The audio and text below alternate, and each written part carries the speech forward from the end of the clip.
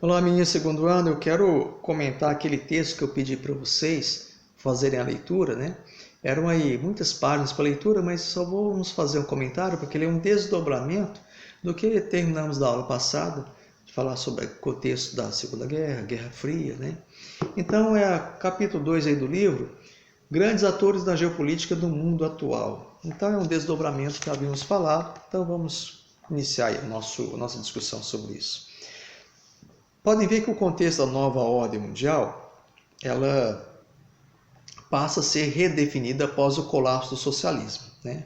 O socialismo acaba em 90 e houve a redemocratização da Europa Oriental, as ditaduras, né, foram por água abaixo, a reunificação da Alemanha. Também houve muitos conflitos para separatistas, né? Não havendo mais a hegemonia da União Soviética, os países tentaram sair e muitos dos países que uniam várias etnias, grupos étnicos diferentes, também se constituíram. Por exemplo, não temos mais a Iugoslávia, surgiram países como a Macedônia, como a Croácia, por exemplo, né? E também um expressivo crescimento da China. E também a Rússia, não vamos deixar de falar da Rússia, que é um crescimento também. Então, esse pós-guerra inicialmente começou com a hegemonia americana, mas hoje, com o crescimento aí de outros países, como a Alemanha, como China, né? Vamos deixar a Rússia também de fora, houve um certo equilíbrio do poder. Os Estados Unidos não está sozinho. Tanto que alguns autores falam que hoje temos uma ordem unimultipolar. Por que isso? É inegável que é uma potência os Estados Unidos, econômico e militar. Nenhum orçamento militar é maior que os Estados Unidos.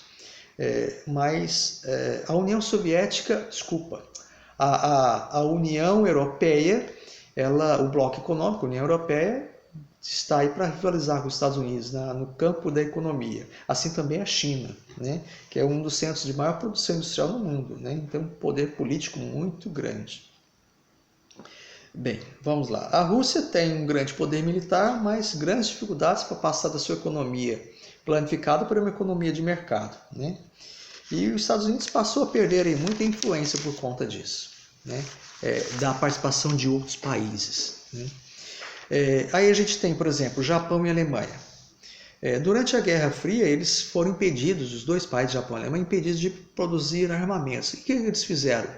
Olha, a Segunda Guerra termina em 45, né? Em 50 até 70, esses países vão se industrializar e ter um crescimento econômico exagerado, né?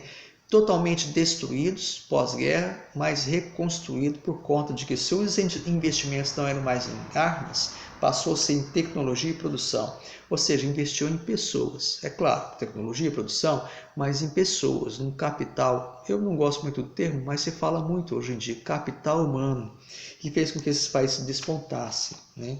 Arrasados, né, após a Segunda Guerra Mundial, mas se tornaram em grandes economias a partir de 1950 a 70. Tanto que o Japão, por exemplo, passou a disputar no cenário econômico com os Estados Unidos. E claro que ele sofreu um investimento do plano Marshall, né, na economia japonesa, mas o Japão passa a disputar durante os anos 50, 70 até a hegemonia no Pacífico, né? Era um país de maior crescimento do mundo nessa época. A partir da Guerra de Coreia, em 1950, o Japão cresceu bastante e se tornou aí o que chamamos de milagre econômico japonês. Um forte desenvolvimento, alta tecnologia, passou a ser a segunda economia do mundo, é claro, abaixo, né, do lado dos Estados Unidos. Mas em 90 ele foi superado pela China, e a China hoje em dia é o país que é a segunda maior economia do mundo após os Estados Unidos, né? O Japão é um país que inclusive está até aderindo à figura de produção de armas novamente, até como a Alemanha também fazendo isso, e sair daquela postura de pacifista, né? A Alemanha, falando da Alemanha, a Alemanha é um país que passa a ser o líder da União Europeia, uma economia bastante forte, consolidada, passou a influenciar também não só a região da Alemanha, né, não só o bloco europeu, mas outros países que saíram aí da economia planificada e passaram a receber indústrias alemãs. Então a Alemanha recuperou em pouco tempo a sua capacidade produtiva e principalmente com a reunificação da Alemanha oriental e ocidental, agora uma Alemanha só, ampliou muito mais a capacidade de comércio e é um país com bastante força no cenário mundial, né? E participando inclusive até já de conflitos pela ONU, somente pela ONU. Bem, a China. A China, uma forte economia, né? Inclusive recebe indústrias de todos os países, inclusive americanas na China, né? Mas é uma potência econômica mundial, né? A segunda maior economia do mundo, o segundo maior orçamento militar, é claro, o primeiro Estados Unidos, né? E ela faz parte do seleto clube dos países que possuem a a bomba atômica, né? Energia nuclear, né? Há muitas questões polêmicas da China, principalmente a questão da unidade territorial com o Tibete, com a Mongólia, com a província Xinjiang, né? Eles anexaram essas regiões e essas regiões são disputadas por seus conflitos étnicos muito grandes.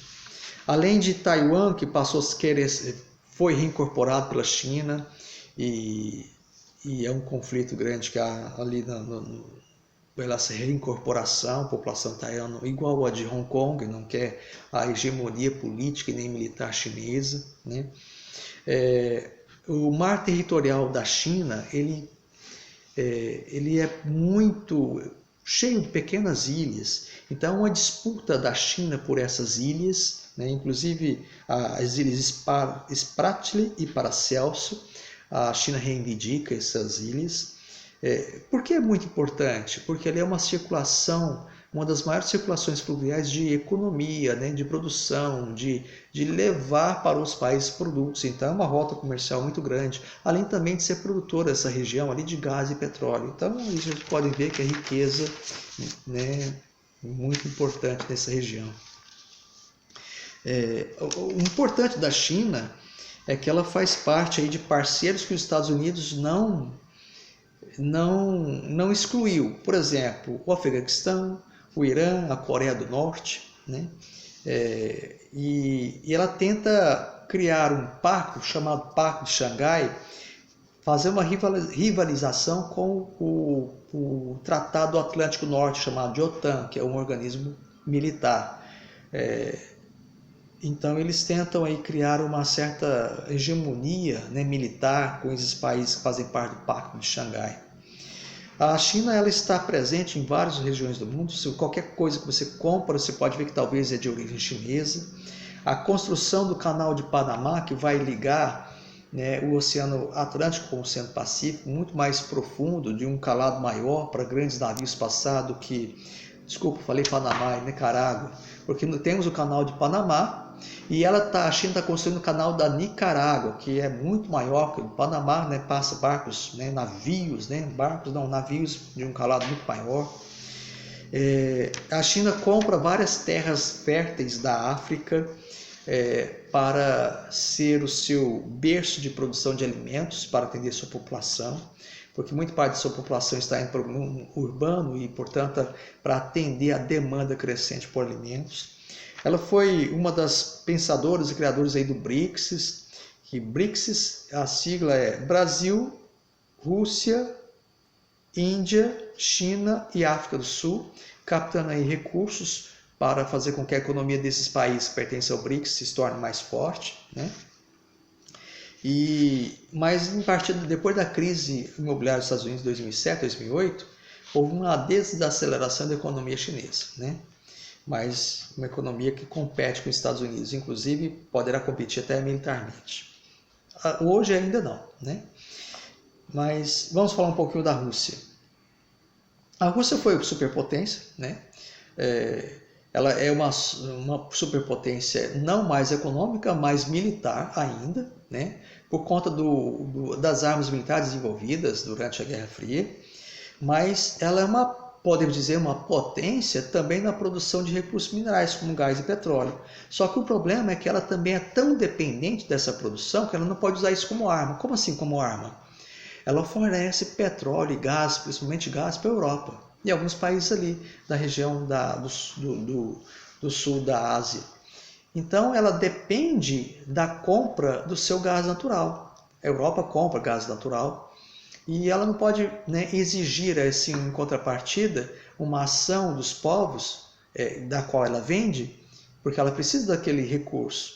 Então ela não pode usar isso como força, ou seja, não vou mais produzir o gás natural e eles ficam, o europeu dependendo do gás natural, poderia atender todos os desejos russos, né? Vamos falar assim. Mas isso é impossível a Rússia fazer porque ela depende da sua produção.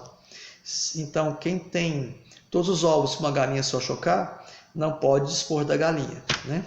É uma metáfora talvez não muito agradável, mas eu acho que está claro. Ela depende da sua produção e não pode usar esses recursos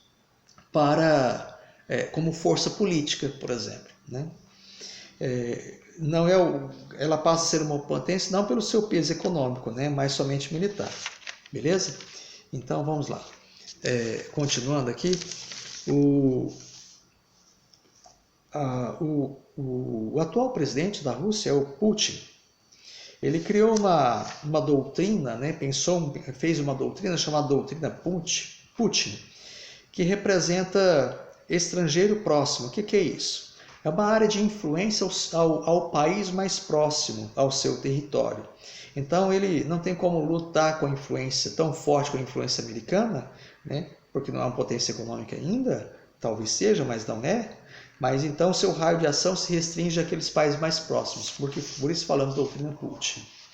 Bem, por fim vamos falar dos Estados Unidos, né? Até hoje é um país com bastante importância no cenário mundial.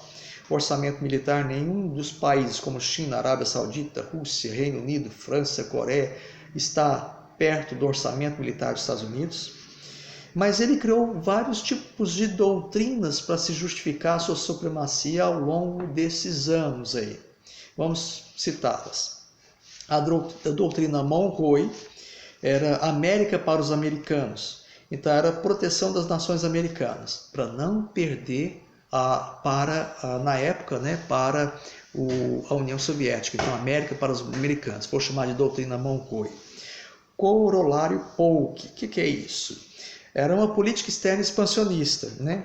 A anexação do Texas, por exemplo. Texas era um estado americano que fazia parte do México, mas muito colonizado tinha muito presente ali agricultores americanos e pediram para anexar aos Estados Unidos e ele aceita isso. Assim também como outros estados como a Califórnia. Então, o corolário Polk era uma política expansionista americana.